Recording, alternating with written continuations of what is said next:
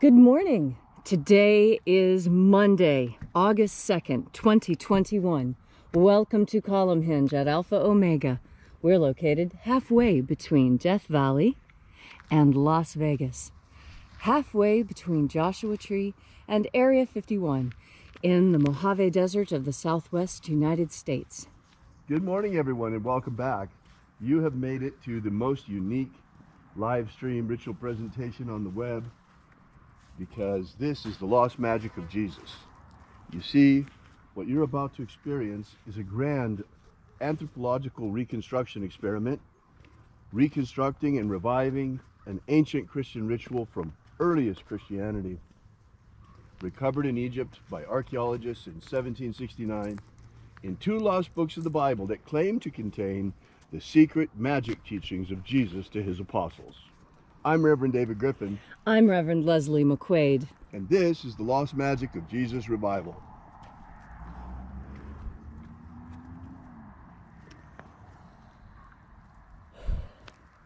The sun is the dispenser of light to the earth. May the living light of the God Force inflame our souls with abundant life. Our destiny lies amongst the stars, and to the stars humanity shall ascend.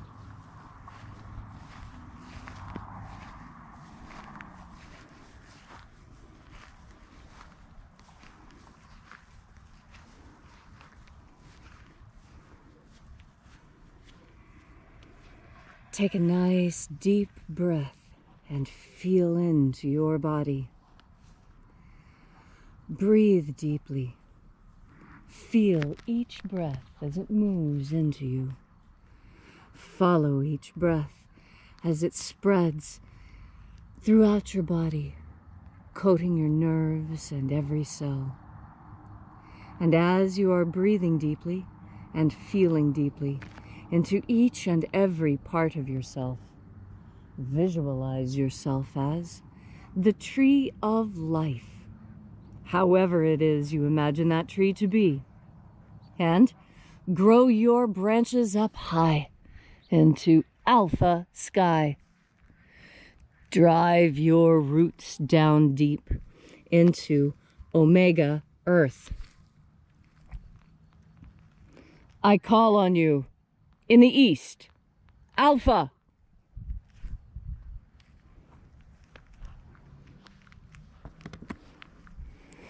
I call on you in the west, omega.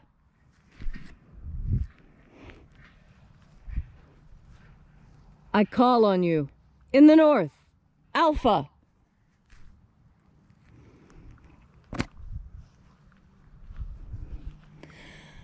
I call on you in the south, omega.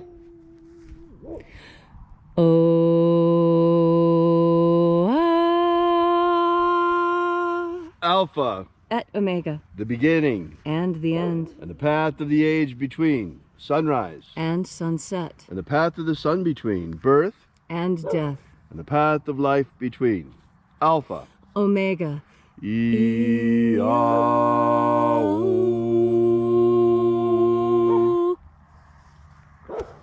Welcome back to Alpha Omega's Column Hinge. Oh, look at that.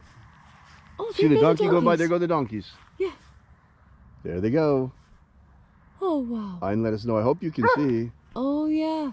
Oh, he even stopped. He's so we gorgeous. Can see better. He even stops so we get a better look at him. Oh, they're so sweet. They are so wonderful, aren't they? Yes. And you say hi to him. And now he's behind the shed. He's hiding now. Yeah, he's camera shy. He's being shy. He doesn't like us seeing him. He's pretending he's invisible donkey. There he goes. Oh, there he is. Now he's on the other side of the shed. There he goes. See? Off into the desert. Off he goes into the desert. He's really hard to see. He's way back there. I don't have any sort of zoom on my camera. Unfortunately, no, there's nothing to do. No. Oh, too bad. I hope you can see at least something when he went by. Right. You might have to expand it in order to see it, but... So, welcome back to Alpha Omega's Column Hinge. Now that we've said good morning to the donkeys, donkey this morning, we woke up yesterday and they were out here, two of them. Actually in the hinge eating. Yeah, right here in the hinge. eating the grass. So we begin this morning by reaching out to the angels in the invisible. Angels of the 21st Treasury of Light, attend. Watchers, we know your names, so stand aside. Ozaz. Ozaz. Eloes. Eloes. Azaias. Azaias. Let the watchers withdraw and let us enter into the 21st Treasury of Light. And there are 12 heads in my Father's treasury, and these are the names that are in the places when they sing praises to my Father, and he gives light power to them.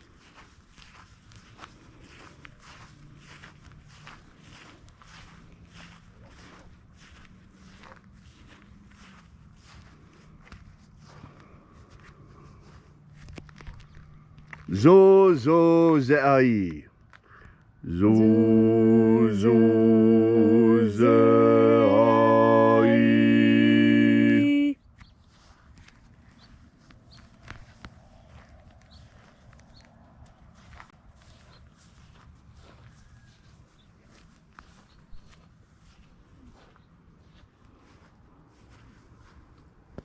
Zo ho za'i.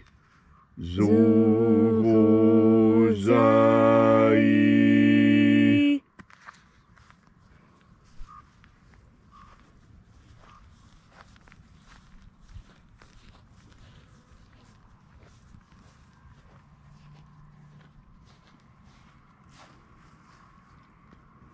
To zazak sa'i. To zazak sa'i.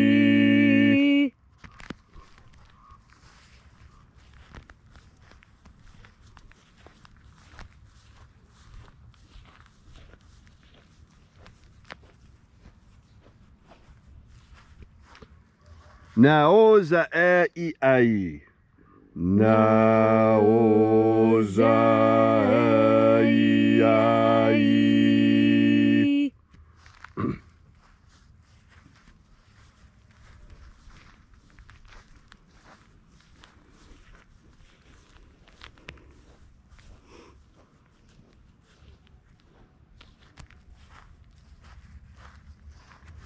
Marazaz. Marazaz.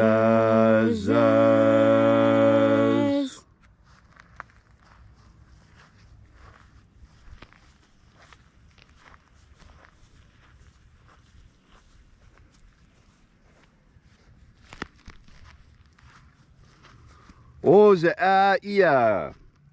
Ozaia.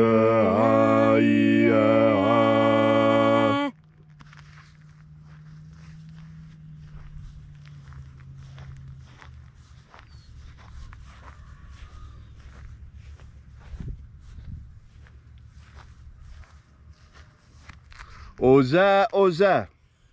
Oza, oza.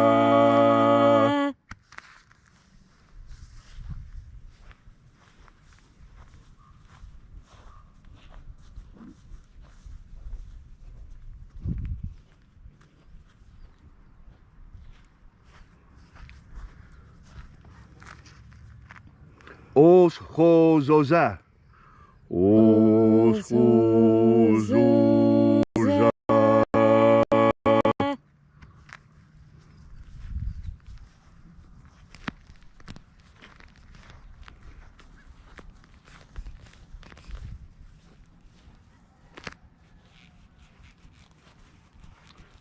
Azaiaos.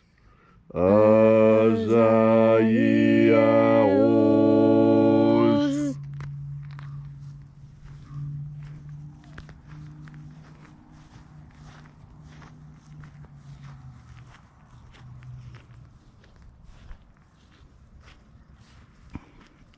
Naoza e ai. Naoza e ai.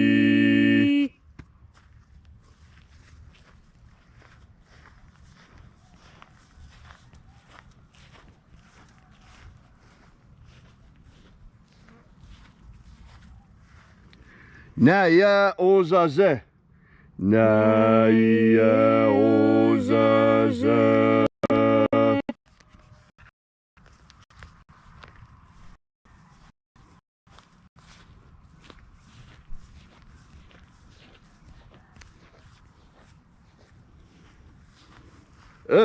Nazaz. Nazaz.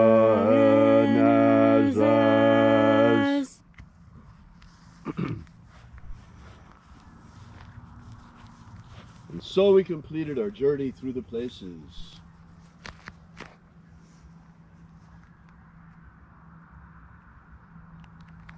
Invoking each of the 12 shining angels had in its proper place and proper rank, until at length we came into the place of the midst, the place of the center, the place of the Father of the treasure of light.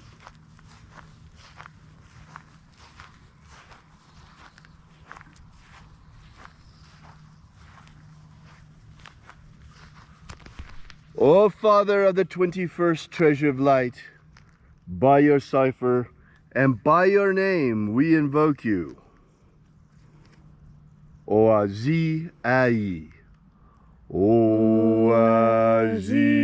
Ai. Let the divine light descend. It is the intention of this ritual and our fervent prayer to establish human freedom worldwide. Establish human freedom worldwide. Restore the purity of our air. Restore the purity of our air. Of our water. Restore the purity of our water. Of our food. Restore the purity of our food. And our medicines. Restore the purity of our medicines. May all who search for the abundant life of the living Jesus come to discover the God force and how to fuel our everlasting souls with it. Abolish slavery in all its forms. Abolish slavery in all its forms. And set our people free. Set our people free. Grant us a pro-human future. Grant us a pro-human future. And then in that hour, when death comes calling, may we shed this physical body like a serpent sheds its skin, and rise triumphant into the kingdom of light, following the path opened for us by the living Jesus upon his ascension. All these things we ask in the name of the living Jesus. Amen. Amen. So mote it be. Take a moment now to again feel into your body. This ancient magical rite we are doing together helps you collect more God force energy within yourself. And as you have more energy, you are more able to do all the things you want to do. You are more able to heal yourself. You become a better teacher. You become a better mechanic. You become a better person. How is that possible? Well, it's possible because we are created by God. And when we take the time to nourish ourselves on the emanations of that same God, we become more healthy. It is a well-known fact among anthropologists and among doctors that those who have faith are more healthy than those who do not. And it doesn't really matter what that faith is in, whether that faith is in God or whether that faith is in hard science. What's important is the faith. And that is what I want to talk to you about now, is about faith. You know, I was reading Mark yesterday out of curiosity because you see, I was raised in a family where church was not fun. Now, how many of you can say that? That you were part of a family where going to church was a struggle, it wasn't fun. There was screaming and yelling and tears and fights every time. And yet we were forced to go. And the only thing I got out of that was a very healthy sense of rebellion, which is good. And I'll tell you why that is good. Because of all the things that Jesus taught, rebellion was the biggest one. He taught everyone how to rebel. And I just think it's absolutely hysterically funny that my family, in trying to get me to go to church, actually taught me exactly what I needed to know. I needed to know how to rebel. And that is one of the biggest messages that the Master brought us. How to rebel against everything you see around you. Do you think it was easy for the apostles and disciples in their time? They were following a condemned man, someone that had been absolutely forbidden, his practices forbidden by the state. Now, what does that tell you? It tells you that the state has not changed in a long time. The government has always sought to keep its thumb on us in one way or another. And Jesus taught that that is absolutely not what his Father, our God, intended. We are to be free. We are to be happy. We are to enjoy and spread beauty and love on this earth. And how do you do that best? Well, in fact, you do it best by not being obedient. Obedience causes so much pain and suffering. But didn't I just say to be obedient to God? Oh, yes, I did. It is being obedient to man that causes problems, the governments that men create. This is what Jesus was rebelling against in his time. This is what we rebel against in our time. This is what we rebel against in all times. It is always a struggle for the faithful to remain so in this world. That's the challenge. Do you think a sword gets sharp and strong by being gentled? No. They take a sword and they plunge it in the fire and then throw it on an anvil and pound the living hell out of it and throw it in ice water and then back into the fire again. Because that's what makes a sword strong. That's what makes a sword flexible. That's what allows a sword to keep its razor sharp edge.